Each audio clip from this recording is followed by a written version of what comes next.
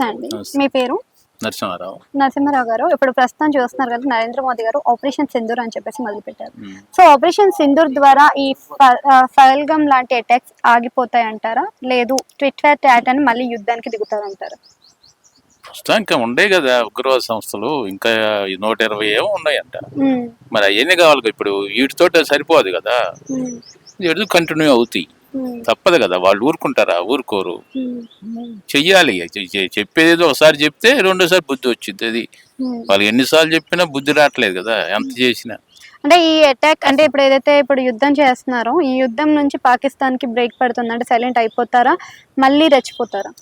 చూద్దాం. అది వాళ్ళ నైజం ఏంది, వాళ్ళు ఊరుకోరు కదా, వాళ్ళు ఎట్లయినా అటాక్ చేస్తారు. వాళ్ళ నైజమే అది కదా. హ్మ్. ఏమలే అయిపోయింది సరే, మన 26 మందిని చంపిన దానికి ప్రతీకారంగా ఇప్పుడు చేశారు అనుకో, ఏమలేని వీళ్ళు సైలెంట్ కూరుకుంటే ఏమో ఇక పానీలు అని చెప్పి వదిలేస్తారు ఇండియా. హ్మ్.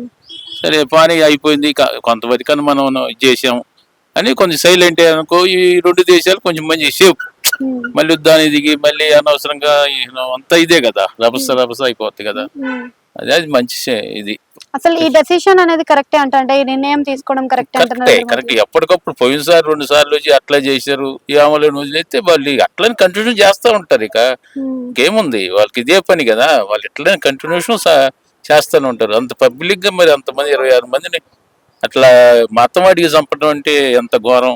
హ్మ్. ఘోరమే కదా. అంటే నరేంద్ర మోదీకి చెప్పుకోండి అనే మళ్ళీ పదాన్ని సీరియస్‌గా తీసుకున్నారంటారా మరి? అనే కాదమ్మా, ఇప్పుడు ఆయన చెప్పేది ప్రధానమంత్రి కాబట్టి అన్నారు అనుకో, హ్మ్. అసలు అది మతాన్ని అడిగి చంపడం అంటే అసలు ఎంత ఇది అసలు.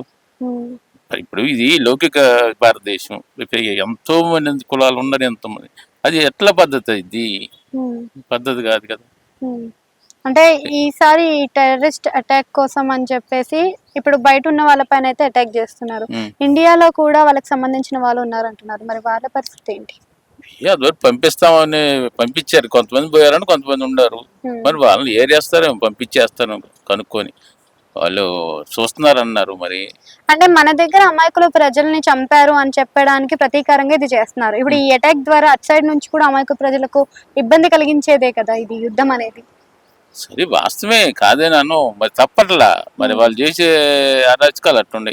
వాస్తవం ఎవరు కోరుకోరు, యుద్ధం రావాలని ఎవరు కోరుకుంటారు. హ్మ్. అలా అన్ని విధాలుగా ఇబ్బంది అయింది కదా అందరికి. అన్ని ఇప్పుడు ఇవి పెరిగిపోతే అంతా ఇబ్బంది అన్ని రకాలుగా. ఎవరికైనా వాళ్ళకి నష్టం కదా, మనకి నష్టం కాదు, వాళ్ళు ఇంకా ఎక్కువ నష్టం జరిగింది.